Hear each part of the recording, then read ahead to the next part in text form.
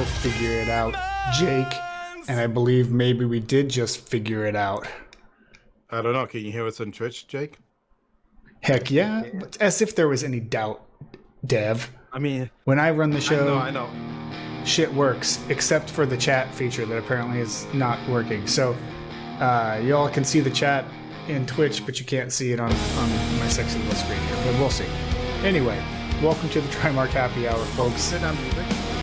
Yeah, I can. Okay, I'll turn that down. Down. Welcome. Nope. I love hearing jams. What do you mean, nope? Just stop it. I turned it off. Just shut up. You're fine. Can I say it now, or do you want to do the intro, Dev? Sure, I can do the intro. All right, go ahead. So we got Bill this way over here. We got Jake here, and we got Chest here, no Brandon over here down below.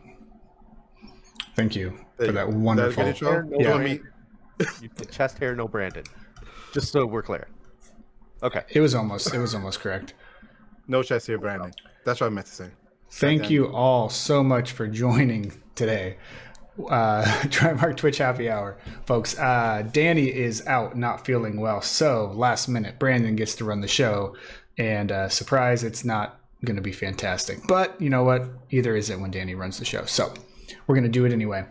We are live with our best buddy back for his second visit to the Trimark Happy Hour, Beto, Billo. And we're here to talk about what, Dev? Windows Recall, correct? As you were just told, because we had to be reminded about what you picked to discuss. Hey. We didn't have to be reminded. Dev had to be reminded. That's what I meant. It was like a Wii thing, like the royal Wii. Yeah. I like to see the replay on this, because I don't think that's accurate. I wasn't streaming. Oh, okay. I don't know how to go back in time. Sorry. Streamer, it didn't happen. Is that what you're saying? Yes, I'm saying none. You guys are making it up. That's make me look bad, and I don't appreciate it. You sure are. Professional something. All right. Why don't we start by explaining like what is Windows Recall? Because I have an idea, but I don't think I really know because I did zero homework on this bad boy. What? So we know what it is. Why don't you explain for the listeners what it is? Obviously, we are experts. Obviously. We're still using the right Wii. You can use Wii however you want now. That's right. Except for if you use it back to back, then it's kind of weird. So Windows Recall is basically spyware that Microsoft put into everyone's computer. Just go for it. What it does is basically monitors your screen, and it does some data capture, metadata capture on different things you're doing, from browsers to stuff you're typing in the browsers. It's supposed to be limited to browsers, I think certain code bases or IDEs, and that's about it. But we don't really know exactly what the metadata capture looks like or what the extent of it is. And it's also to be locally stored. That means that nothing gets beamed up.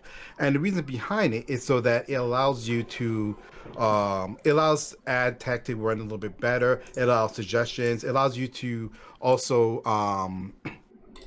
query and optimize things on your computer that you're doing. Like let's say you're searching up how to perform a certain tasks or perform certain things, then the search engine optimizer should then start kicking in, or suggestions to start kicking in to then tell you like, hey, this is probably a good thing for you to have. At least that's my understanding of it. I actually never turn it on because it is, in my opinion, spyware. And I don't actually own Windows machines in my house that is not a company machine. So there's that also aspect.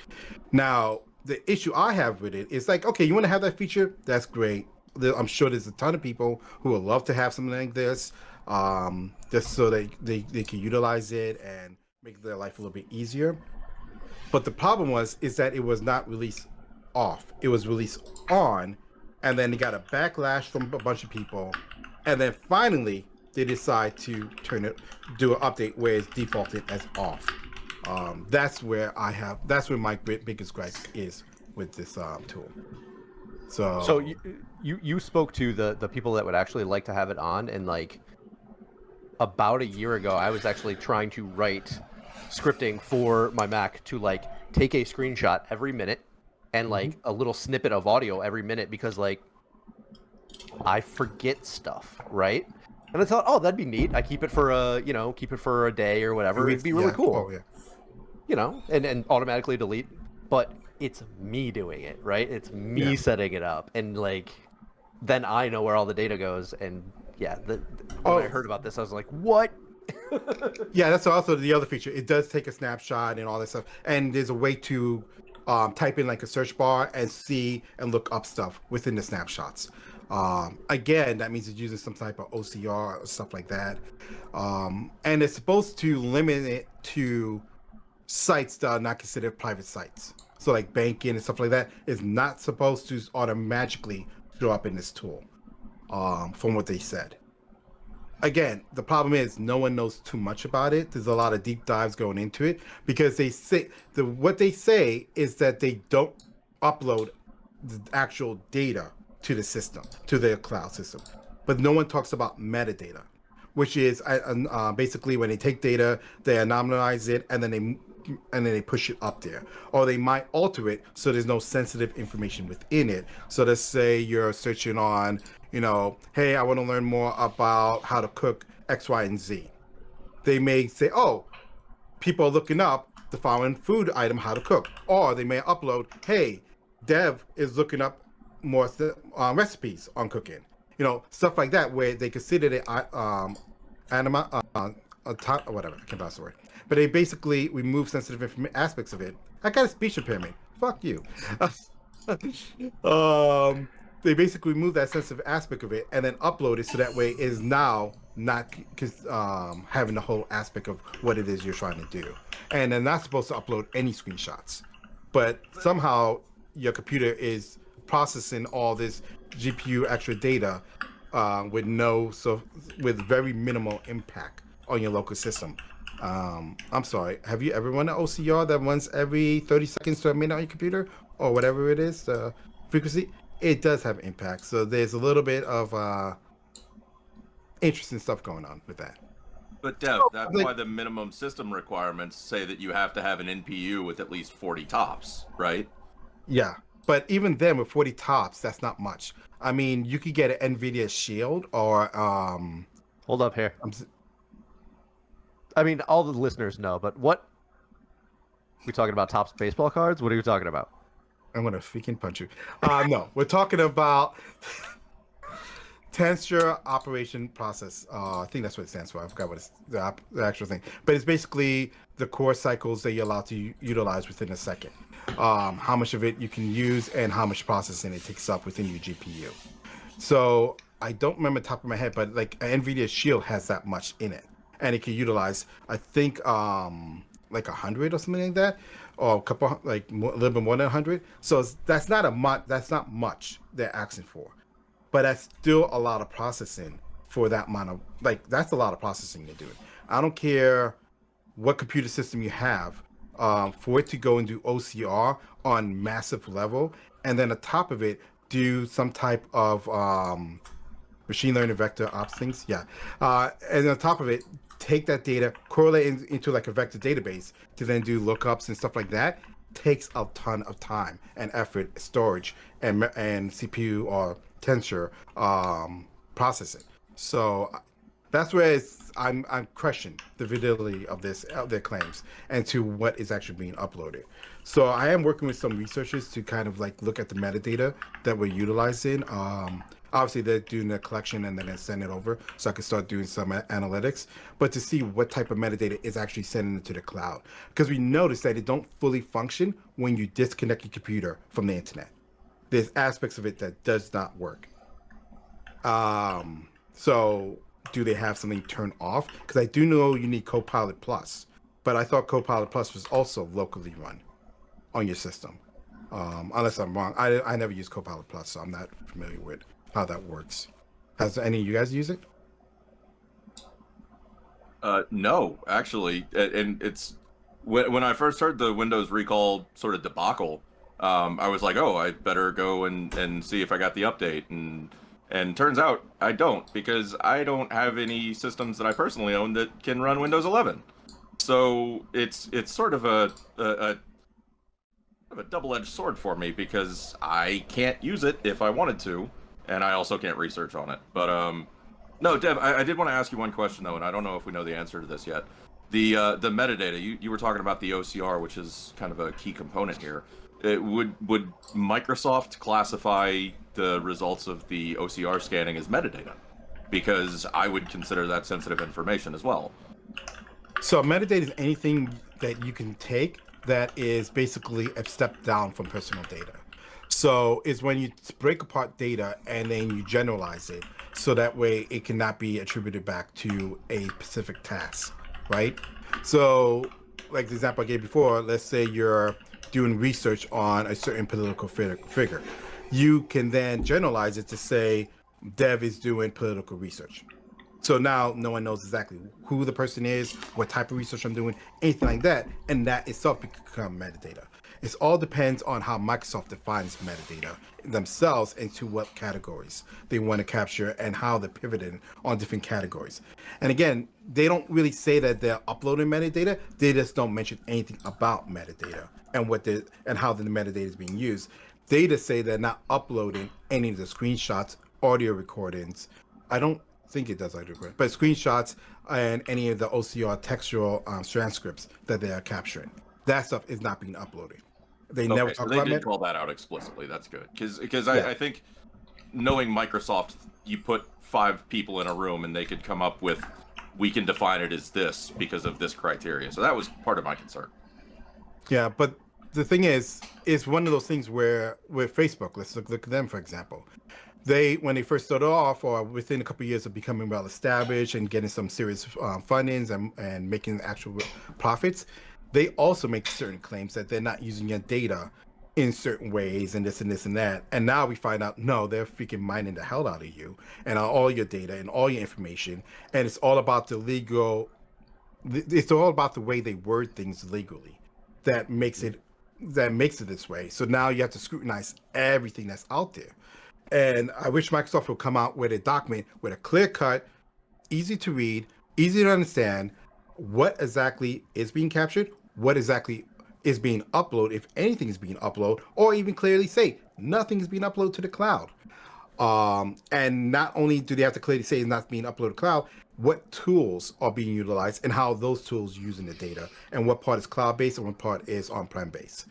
None of that stuff is truly clear from my understanding. Because even then with Copilot Plus, I thought there was cloud aspects to it. There was some cloud drivers or initializers that needed to happen so that way it could do offload processing for it to better your system. That's my understanding. So if Copilot is the hooks of how this thing works, that means there's going to be obviously data leakage between the two applications, and then it's going to have to go up to the cloud to some degree. But again, I have not used Copilot Plus because I don't have a Windows machine. So, and no, I do not want a Windows machine for anyone who's like, hey, I got a spare one. No, thank you. Just run Don't worry, it'll IEM. come to your Ubuntu machine soon. Don't worry. I don't use Ubuntu either anymore. What do you use for your telephone? My telephone's a custom I use Graphene OS. You're a For those jerk. who want to know. Graphene. Okay. Awesome. What's wrong with Graphene OS? You don't like Graphene OS? No, I'm just saying that. Fuck Yeah. Yeah. Google Fi. Arch. I use Arch, by the way. Thanks, Lemon on a Pear. Arch Linux is amazing. Arch, don't crap on Arch. I also just think I I like got. Arch. Did I just get the joke about lemon on a pear? Is that a Bon Jovi joke? Because if it is, that's awesome. Anybody else get that? What are you talking about? I can't. Is that like in text? Yeah. We're halfway Oh, it there. is. Oh, We're no. halfway there. Oh, lemon on a pear. Sorry, that's what I'm good for, is just derailing us.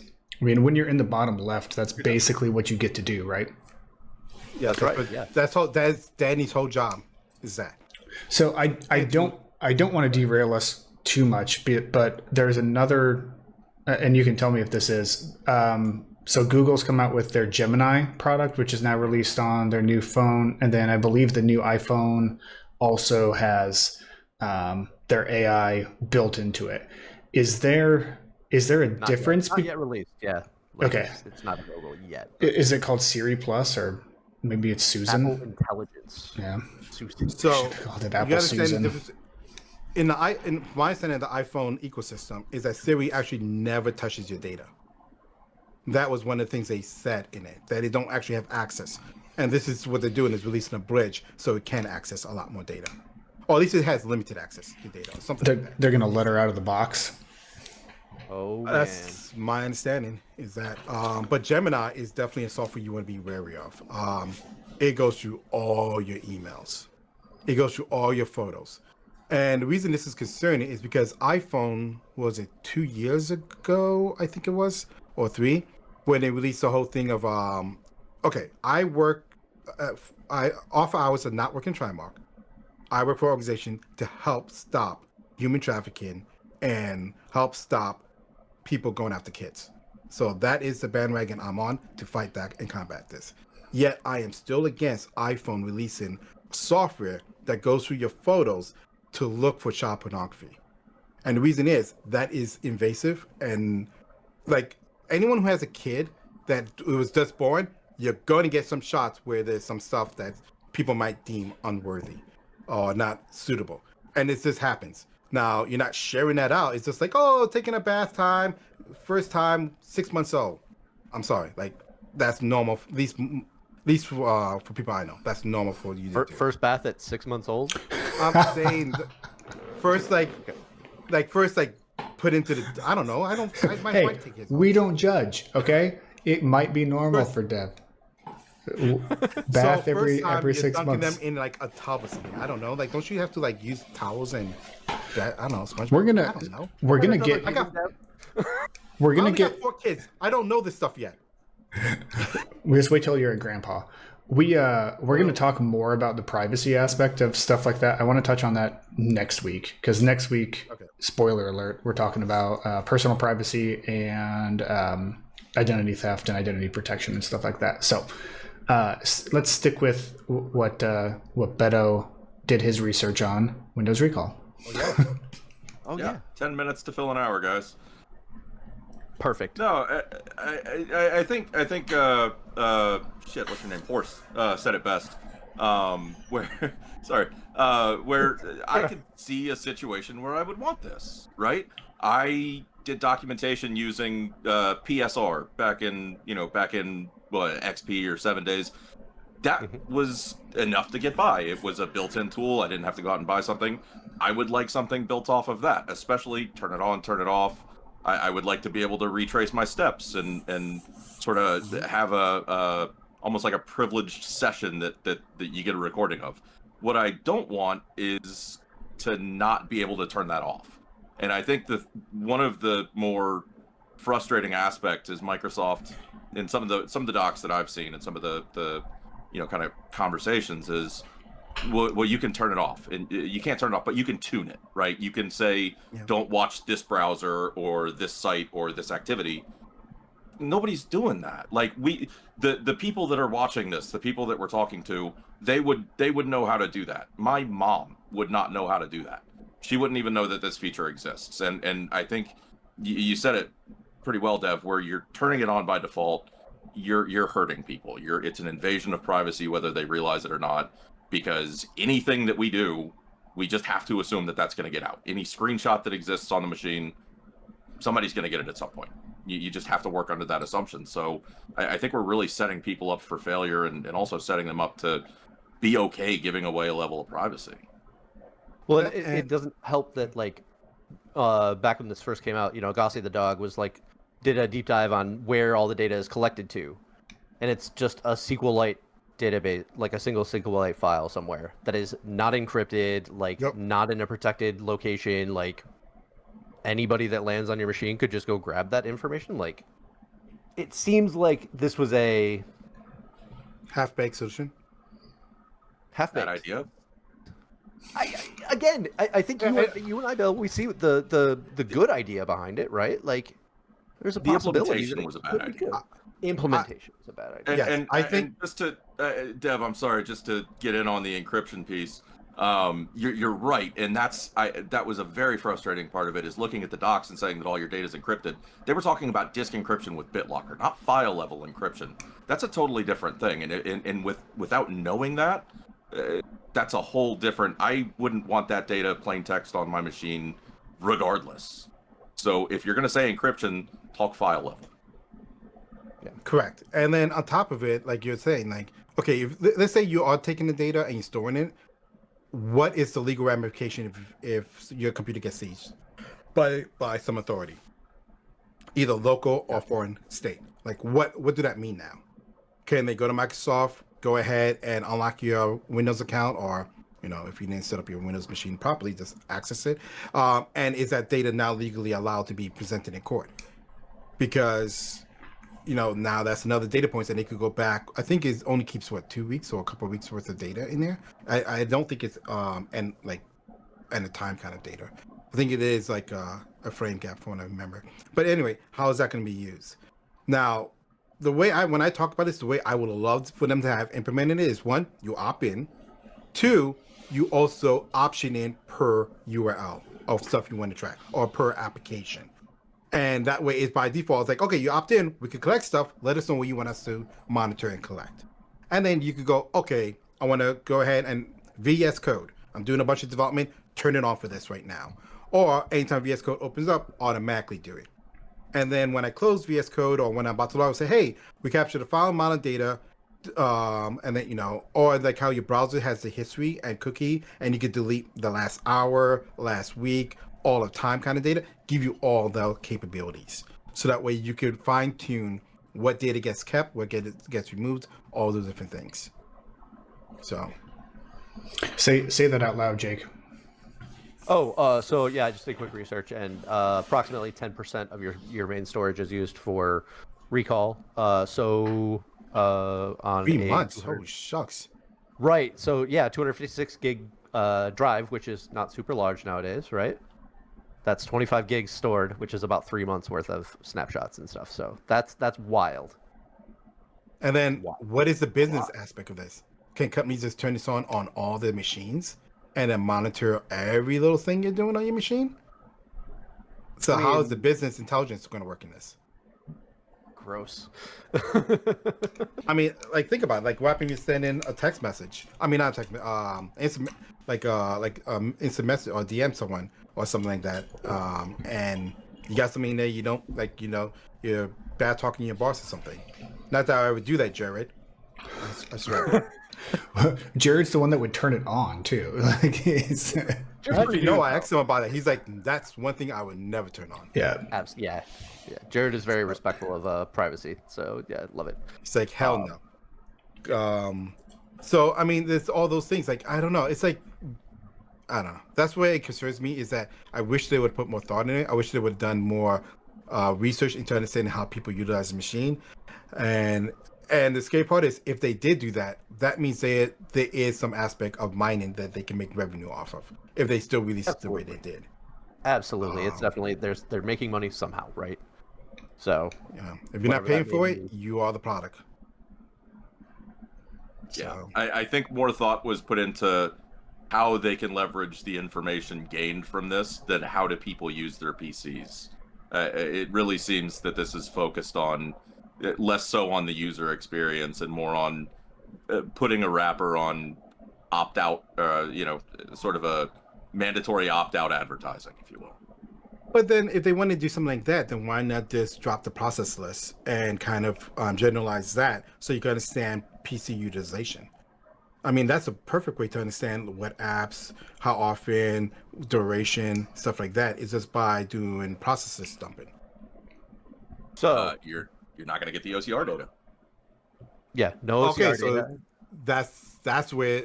So what about the OCR data is important then? Well, I was going to say, second thing is you sell it to the customer as, hey, we're your external brain. And in the meantime, they're getting all that process data that is actually probably useful, and that gets shipped up. So it's like but process data is so easy to capture.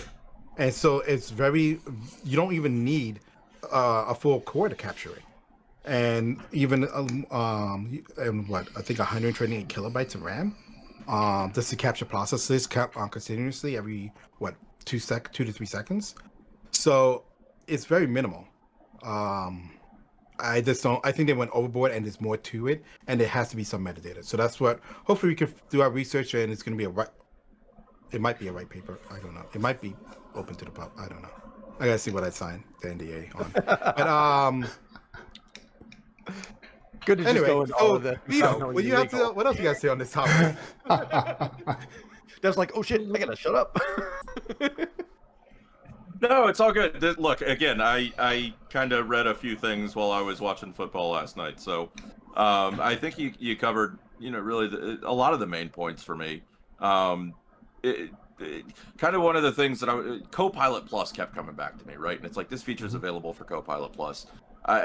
One of the more disappointing parts of the way that Microsoft is progressing with Recall, but with Windows 11 in general, is I can't keep up. Right, the consumers can't keep up, and I feel like the push towards this new functionality is driving me out of the Microsoft ecosystem. The development's fine, it's great, but I can't go to Windows 11. So now I'm already starting to move all my systems over to Linux or Temple OS or whatever isn't Windows. And it's frustrating because I would like to play with this just as a curiosity, and also I personally would like it. So I don't know. It's a frustrating time to be a consumer, and it's a frustrating time to be an administrator of these things because, I'm having a lot of conversations with folks that are, either on 11 now or moving to 11, and there's a lot of uncertainty from the business side of, can we support this? How do we do it? My gosh, I don't even know if there's a conversation around GDPR with this yet, but I'm glad I don't have to think about that conversation. Like, it's just too much too fast. I appreciate your subtle drop of Temple OS in there, by the way, too. So what? The Temple OS is what he was saying. Oh yes, sorry. Yeah, because you need a machine with 16 gigabytes of RAM. Damn. So I think for me, it's interesting because it's easy for us to sit here as security professionals and people who actually have a mindset of privacy and kind of what that next step is as far as data mining and metadata and stuff like that. What do you guys think, like, from a general consumer perspective? I'm curious what your thought is on what the perception is of this from general consumers, because I'm pretty sure Microsoft put it out with the intention of people are going to think this is awesome. Which I think on the surface it is, right? Like, well, that's what I think part of the problem is. So ever since ChatGPT release, I would say probably a little before that, but really ChatGPT, my understanding, was basically the anchor that really sold a lot of people on AI and all the benefits and all the fun stuff and cool stuff you can do with it.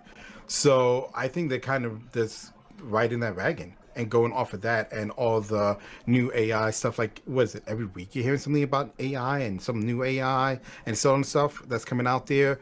How close it's getting to becoming true AI versus this fake AI, we like to call it, which is just machine learning. And if you want to have a deep conversation, I'm willing to have that conversation with you.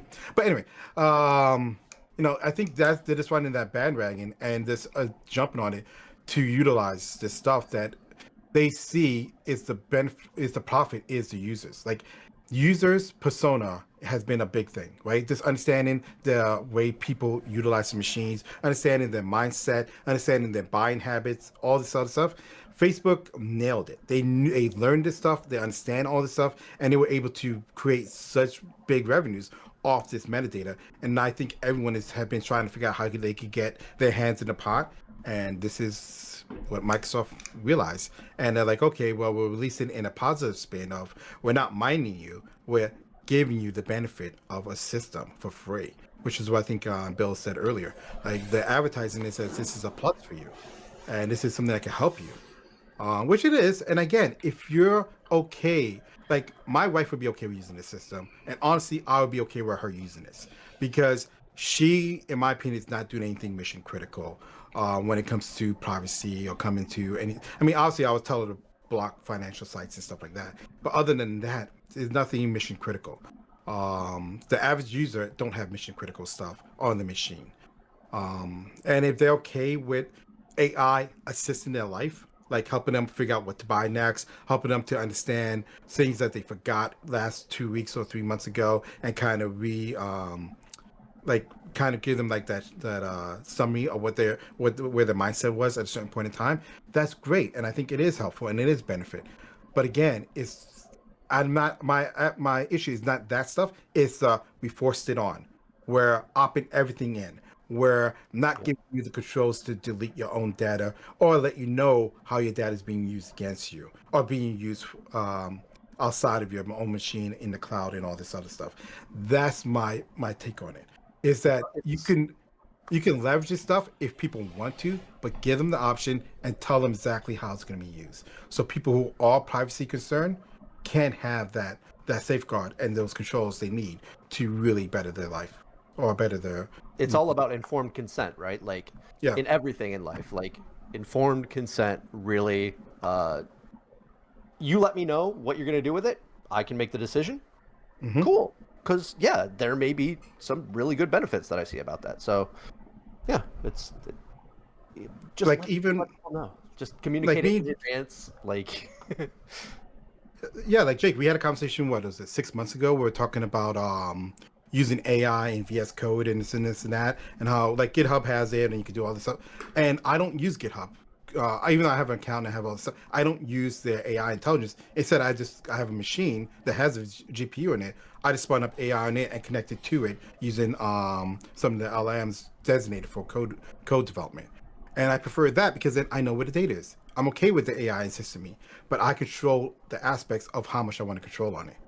And again, But you as a tech professional, you can do that. There's no alternative for the average consumer. No one is going to. I mean, no reasonable person, present company not excluded, is going to do that. It's a lot of hoops to jump through, and I respect it. Right? It's a great solution. It works, and you have the means to do it. Most people don't. That wouldn't be something that I would go do. So you almost feel boxed in at a certain point. You feel like you have one alternative, which is, give Microsoft the data and live with the consequences, or miss out on what a lot of people consider to be this tool that can revolutionize the way that they shop or buy or write recipes or, restore, books. I don't know. I don't know what people do. What do people do with computers anymore? Well, I can tell you what the number one thing is done online, but channel for it. We all know that AI is being used to assist in that. Well, let's be careful because some machines have been hijacked and hacked into. So there was a whole scandal with that happening. All right, get away from that. But I mean, you're right. There's not. But again, I think people need to take a step back and understand where their security risk is, right? What is your level of security? What is your level of privacy? And I think we're going to get into this next week. But like where that is, and then base a lot of stuff you do based off of that. If you're at a security level where your security just needs to be, make sure my bank accounts are secure, make sure my important documents, whatever that could be, like investments, wills, whatever other important documents you can classify is secure, then you can lessen up the bar. You can allow things into like AI assistant stuff into your life. You can allow Amazon Echo, is it Echo? I don't even know what that. Alexa. You can allow Alexa and all the other stuff to be integrated into your lifestyle, and that's fine, and that's okay. That's why I try to tell people is some people are going to go to the extreme, which is okay, because they need to be more private minded, and others can be forgiven. Like my kids and my wife don't need all the extra security layers, so I create Wi-Fi, like special Wi-Fi for. Oh my God! I create a special Wi-Fi SID for them where they can connect to it, which don't have all the safety rails on. don't have all the privacy concerns on, don't have all the blocking and reverse shell scan, not reverse shell. They don't have all the deep scanners and all that stuff enabled, so that way they can be more free and do what they need to do. Whereas when you connect to my Wi-Fi that I'm using, you're gonna have a lot of blocks. Like I got like. I was trying to, so I'm getting into 3D printing. I was going to a website that had models and stuff that you can look at and download and stuff. Half of it I can't even access. Half of those sites, and this is 3D printer model sites, just because of age, how long they've been around, the type of content they have, like all kinds of stuff. So again, you just need to really balance that out and see what makes sense. For the average user, I think Copilot will work as long as they put in the safety guards of allowing you to delete data in a way that don't involve you opening up a database or open up some config file or open up some stupid registry and making some modifications that way. I mean, like simply, like how much data do you want to store? Any browsers you want to exclude. The end. Like, to me that you set those defaults at serves 80% of the populace, right? And I don't think that's where it's at right now. It serves 80% of Microsoft's greed at this point, and so set those defaults as something that makes sense for most people, and let the nerds go in and mess around and make it a little more collective or less collected. It makes sense to me. Again, informed consent. I don't even think Good Top does. I think it even captures on when you go in incognito mode. It also basically right. Yeah, it doesn't. Oh no. That was one thing. If they're in incognito mode, it doesn't capture. It does. It doesn't capture in incognito mode. I think so. You sure? Think. But yeah, we may want to. I hope so. I hope not. Brandon's asleep. So. I don't want people to see what I'm getting for Christmas presents, so they better block incognito mode. That's. Go ahead, Beto. Go ahead. No, you go ahead. I was just gonna say that for me, I get, and this is getting into the privacy stuff quite a bit, but it's really hard to talk about this without getting into that. I don't care. We'll change topics for next week if we have to. But no, it's more than just doing nefarious acts or doing private acts, such as we'll talk about banking, right? I find it creepy that Google knows more about me than I know about me, right? I mean, people have talked for long time about our phones are listening to us, right? But it's not really. It's that metadata and it's that knowledge of the other people and what they look for, and where it's so it's just that creepy stuff where all of a sudden this product comes up and it says, oh, it's on sale. And it's how did it know that I was going to buy that? Well, it's because it knows it better than you know it, right? And that's what kind of creeps me out a little bit, is that just all the sum of all of that, what that actually means. And yes, none of it's mean or sensitive or anything like that. So that for me is kind of what sets me off on it. Yeah, and when it comes to the privacy, isn't necessarily hiding your bad stuff, right? It's maybe I have a growth that I don't want to talk about to my coworkers. Yes, please don't. Oh, please don't. I'm going to tell you about it in excruciating detail. But yeah, it's not necessarily bad stuff, but it's just stuff you want to control who you talk to it about. See, I got a different mindset about that. I don't give a crap if you're doing bad stuff or good stuff or whatever the hell you're doing. You have a right to privacy. Exactly. Yep. I don't give a crap. I don't care if you're looking up how to make nuclear bombs. You have a right to privacy. That's the end of it.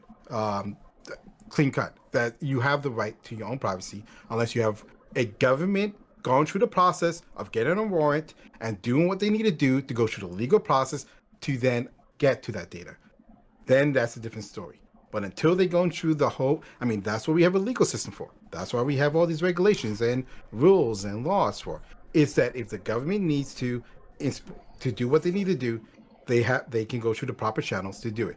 Now, I don't want to get into this whole, well, sometimes they abuse the law. That's a different topic. I'm saying if they need to get to data that is private, there's ways for them to get to it, and they need to go through those channels.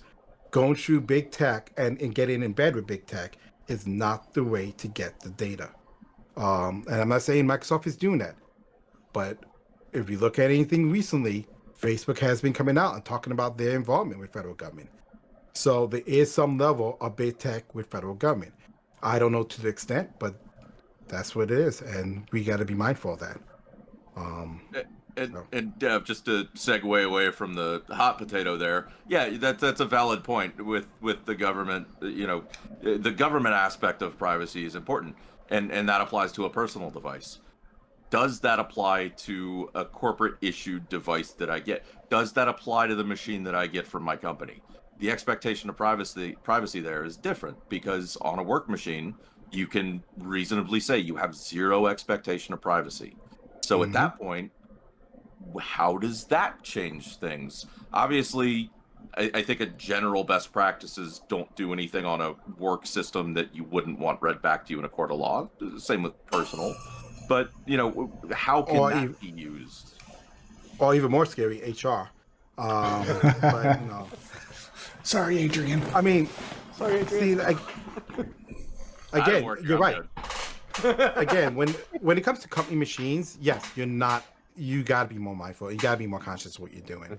And again, the company owns the machine. They own your access. They own everything about the machine, the hard drive, all the data, all the interconnections. There's argument to say, well, they don't own my internet. They don't own this. They don't own that. So there should be some level of forgiveness when you're utilizing it, especially when you're working at home and you have to jump ship and do a couple of things and they support a work-to-life balance. But that's what I say for any company who is considering using data on your computer, like any company out there. I mean, actually every company. Just create the computer policy where you talk about what you do, what you track, what is expected, what is not allowed. Just take the 15 minutes, take an hour, and just write it down and send it out so people know. And if you change your mind saying, hey, we're going to be altering rule number 5 to this now, send a reminder and say, effective immediately, this is the new rule for number 5. And this is what it is now. Like, we can have conversations. We can have where people actually just be open and transparent about what they're doing, and it's okay. I don't know where we got in society where that is becoming kind of like, oh, keep everything secret, keep everything bundled up, and then we can use whatever we want to use against people whenever they want to. Like, that's not how I feel businesses should operate. At Trimark, I believe we do the exact opposite. Like, we have so much leeway, so much forgiveness, that the point where they only track what is considered mission critical to keeping the machine and the data on it safe. Everything outside of that, they could give two shits about. And that's not because they don't take this stuff serious. It's because they trust the people you hire. You invest a lot of time and money into people. You know, maybe you go through a probation period of 2 weeks to make sure they're not doing anything scandalous. But after that, you need to basically take off the safety guards and let them do their job and trust that they're going to do what's best for the company. At least that's how I always view it. And when I was a manager, that's how I always push down my management aspects of it, because I'm not here to babysit people. I'm here to get things done.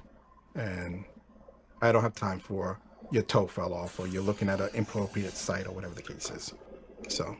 Did you say your toe fell off? Yes, I had to deal with a situation like that as a manager once. Okay, this is a derail. Tell me.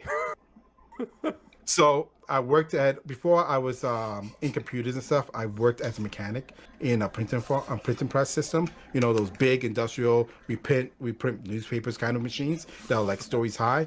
And someone decided to wear sandals to work, or flip, whatever the hell they call those things. Open toe shoes, let's just say that, whatever it is. I don't know what the hell the proper terminology is, but they decided to wear that and they dropped something in their foot, or maybe they've been wearing that open toe shoes for months now, I don't know, but they dropped something in their foot. And if you know anything about printing companies, is that everything in there is ridiculously heavy. Everything. I don't care what you're talking about.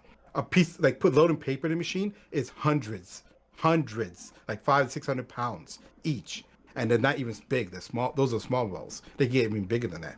So when you drop something or do something stupid, there's consequences. And someone lost a toe because of that. Some folks will never lose a toe. Sucks. That does suck. I mean, that it is an anecdote, but holy cow.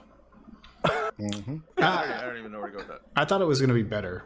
I honestly did. I thought the story was going to be better than that. What would be better? I walked in, forgot my toy at home. I got to go home and pick it up. Like, what do you mean?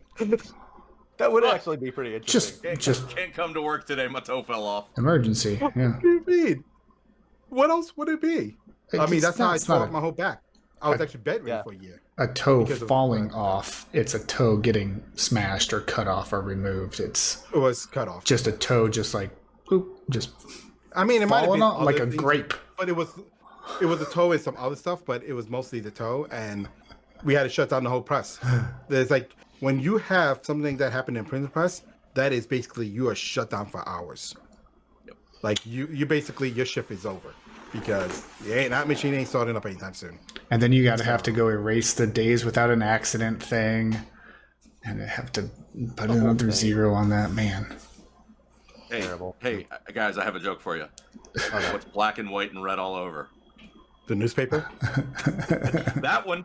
that printing press. Goodness sakes. Ooh, you are a rad dad. We I got. don't know, I don't know Brad. anything else about Windows Recall. Good. Nor do we. Let's start shutting it down then, because we're fairly close on time. I know Jake wants to do the weekly wins, so everyone gets to think about that. You want me to kick it off? Yeah, because I have no idea. Yeah, go. All right, cool. So, two super cool things happened yesterday. Number one, my sister texted me at like 10 in the morning. Was like, "Hey, I have an extra ticket to go see Sigur Rós tonight. Do you want to go?" And I said, "Hell yes, I want to go." Performed with the Detroit Symphony Orchestra. It was like I'm goosebumps right now just thinking about it last night. So that was super cool. I got a question. Who are you talking about? Sigur Rós. That's a band from Iceland. They like a kind of a, I don't know, post-rock kind of. Well, I know what we're playing on the way out. Here, hold on a second. Oh, Sorry, yeah. Beto. I told you that. How do you spell it? You lied. You lied to Ben. God, I don't get my Shania. Come on. ROS. And Staralfur is the one that you. How do you spell it again? Sorry, spell it again. Slowly. Sigur. Sigur. WXYZ. ROS. Yes. All right. Yeah, there's all sorts of crazy stuff with that. And what am I playing? Staralfur. You couldn't be saying more difficult words right now. Yo, they make up their own language for what they do. So like. Yeah, that's convenient. I think No. Brandon might need a copy paste in chat on that one. Yeah, I put it in the chat. So There's- just grab it. Oh, it started What with do they call an it? S. Guitar then? Do they still call it a Goodness sakes, guitar? They have some ST. great ass name for it. So the guitar, Stradalfur. he actually bows the guitar in a lot of his songs, which is a very interesting sound. Yeah, it's very Okay, chill. that's a 6 minute. I'm not playing the whole thing. Okay, Play the whole thing. goodness sakes. But then also number two is I reached out to Black Hills yesterday. I was like, hey, people tell me that I should do a webcast with y'all about Locksmith, and they're like, no, you need to talk to Anti-Siphon. And so I went and talked to Anti-Siphon, and now I have a webcast scheduled with Anti-Siphon Training for December 11th to go talk about finding and fixing shit with Locksmith. So yeah, Sweet. feeling good right now. So Good for you, sir. that's all I got. Brandon, you think you're ready, or should I go over to Dev? Mine's gonna. I can't follow that. All right, so I'll go. So last year, a couple of years ago, I bought a really fancy coffee maker, right? So if you know me, I love my coffee and I like it a very particular way. And I do not drink K-Cups. They're crap. So I bought a nice machine. I said, hey, pay up now. Don't have to deal with it later. Get a good machine. Just call it end day. Well, that machine died on me last week. So I went a little more than a week ago. So I spent all last week learning about coffee makers, and this is one of the smart coffee makers. So it takes the beans, auto grinds it to whatever settings you want, auto packs it, auto pressurizes, and then creates the coffee and adds the milk and water to the proper temperature and all that stuff for you, all automatically. I had to learn all about that just to take apart the whole damn machine, fix it because it was out of warranty and all this other stuff, and I didn't like their warranty program, because that's a story for a different day. So I learned how to fix all that stuff, put it back together, and got it working. So that's my win. I saved almost $1,200 or $1,400 Holy on not crap. buying a new machine. That is awesome. Love that. How about you now, Brandon? You ready? I don't know. I look awesome right now because I got to go play. I got to go play some golf earlier today. So How it did, was how nice. did you do? Did you do well? No, I never do well. 80? You got an 80? I didn't finish. I didn't finish the round because I got a message from Danny that said, "Hey, can you run the show?" And I was like, "Yeah, I can. Let me go home." So I don't So know. are you Maybe. least are you least within single digits par? Or are you higher? Oh, I'm higher. Oh yeah. No, I'm not good. I'm like a 20 handicap. So yeah. But I'm You're training but and you have a handicap? but I'm practicing. Yeah, I'm trying to get better. Getting better. That's all that matters, right? You used to have a 30, and now you're down to. That's true. I probably Are you did. aiming for the holes, or are you just aiming like Yeah. for the sand No, pits or something? Like, some- maybe there's a- I did have somebody once, and I think I told them I was like a 30, I was like a 28 handicap or a 30 handicap. And they were like, "No, you're wrong. Like nobody has a handicap like that. You've got to be shooting like 110." And I was like, "Yep." So So it takes you like 5 strokes to get down to where the green is. Got it. it's like watching a child play, Dev. It's ridiculous. All I right. mean, it don't help that using a pull stick. I'd do better just throwing it sometimes. Yeah. Tennis racket. Take me over to Top Golf. There Yeah. you go. We need Better to do what's that. So is that your win or that's your loss for the week? I'm confused. I take it as both. Yeah. I don't know. I'm just psyched. I'm psyched it's Friday. I'm ready for a day. It's been 2 long weeks. You know what? that Since was these this week. chuckleheads didn't acknowledge it, Brandon, you look very nice in that shirt. You cut a great figure in it. Thank Keep it you. up, man. Thank you, man. I appreciate that. That's my win. Getting compliments on live stream. Heck yeah. Beto, what you got? What you got? What's going on? I got a new weather radio, and it's because the old one wasn't Whoa. working. I don't know if you can see it, but yeah, new weather radio. That's fun. So yeah. Also, recently, one of my good friends gave me the Dark Millennium Falcon Lego set, and it came with a lot of minifigures. But Darth Jar Jar was one of the minifigs. It's for a Lego series, and it's Jar Jar Binks as Sith, and I love it. It's great, and it was so much fun to put together, and that's probably the biggest win I'm gonna have until next time I come on here. I have to think of something that sounds reasonable. So if anyone knows my background, I do have a lot of Star Wars stuff. So what he's talking about is that they thought and they assumed that Jar Jar Binks was really the Sith Lord, and that everything he was doing in the movies was geared towards that. And if you look at the movie again with that kind of lens, you can see it verbatim. Like he is sabotaging, saying, "I don't know these people. I don't know what's going like everything." And he's like, "What do you mean you don't know these people? You do know these people. You do know what's going on. You do you purposely did what you did to break the machine." Like, yeah. It's Total really headcanon. I live it. I can't be convinced otherwise. Well, now I know what I'm doing this afternoon. Yeah. I'm going to watch the thing about Temple This OS, afternoon? and you're going to... Yeah. Yeah, actually, I'm going to spend all afternoon finishing my round of golf. I thought you said you're gonna watch the Star Wars series. I'm like, do you remember how long each movie is? He's only in like 2. There's like, was it 10 movies now? Something like that. It's All right. That's it for the happy hour today, folks. Next week, like we said, I do not think we have a guest lined up, but we might. Maybe I'll reach out and we can grab somebody cool. Not that Beto's not cool. My bad. Well, actually, Especially you after said that that compliment. exactly like that. Yeah, I realized it when I said No, it. I took it. Your shirt sucks. I was just being nice. Damn it. Yes, so talking more about privacy. I will be talking about, hopefully, successfully locking my child's credit reports because that sucks. So I'm going to walk you all through that bad boy. And for now, we're going to play. I'm going to try to pronounce it for you. Don't say it for me. Starlofer by Sigur Rose. And I can't be Now you just convinced make it up otherwise. fast. I know. There's a Just make it lot up of fast. extra letters. Perfect. Thank you. I know. I feel perfect. I hear like a you. buzzing. Is that how it's supposed to? Oh, I guess.